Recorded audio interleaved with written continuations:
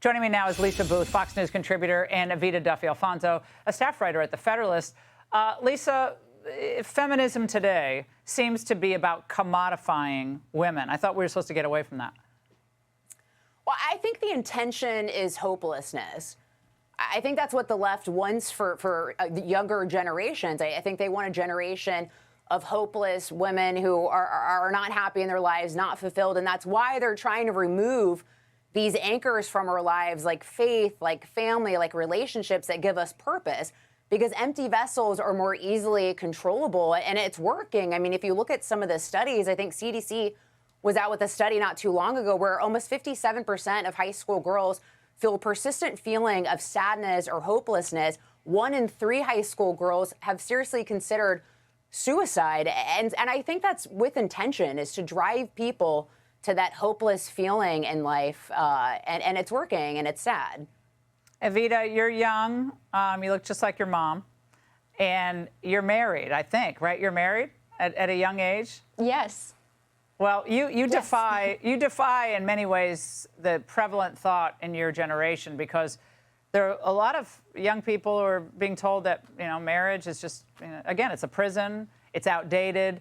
You do what you want to do. Don't worry about the old traditions and the old ways, especially women. And you say?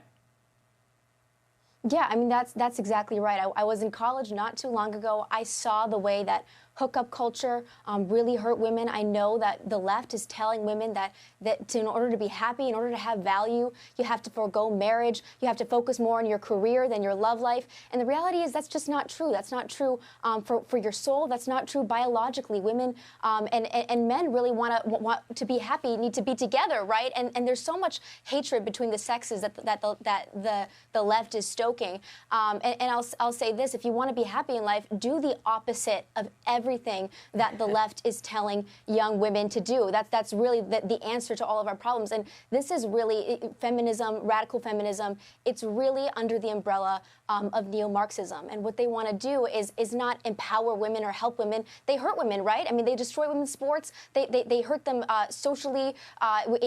Internally, you see that liberal women are not happy. What they're doing is they're trying to destroy everything that's good and beautiful in the world, starting with femininity. And they turn, when they say beauty, it's something that none of us recognize as beauty, not on the inside and not on the outside. Now, a recent piece, Lisa, highlighted this new phenomenon, I guess, in the dating world when it comes to men, noting that more than 6 in 10 men ages 18 to 29 are now single. One man says, a lot of us are checking out. We're just tired of being told that we don't measure up either physically or financially. Lisa, wow, that's depressing. Well, we've created this really confusing landscape for dating. I will disagree. I do think there's this push on the right now to tell everyone that you need to be married in your 20s. And I don't agree with that in the sense of, I believe in God, and I think God's timing is right. He has a different path for each of us in life. And that's going to look different for each person. I know for myself, I'm 38, I haven't been married yet. I don't think I was ready to be married when I was younger.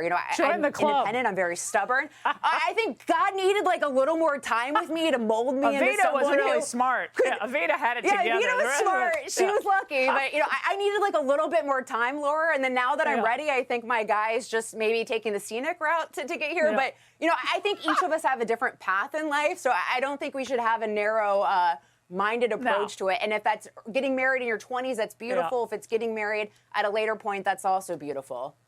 Well, the good thing is you both are beautiful. And I know we're going to keep talking about these topics because I'm told everybody wants to talk about these topics. And I think they're really interesting, both of you. Lisa and Evita, thanks so much tonight. Hey, Sean Hannity here. Hey, click here to subscribe to Fox News YouTube page and catch our hottest interviews and most compelling analysis. You will not get it anywhere else.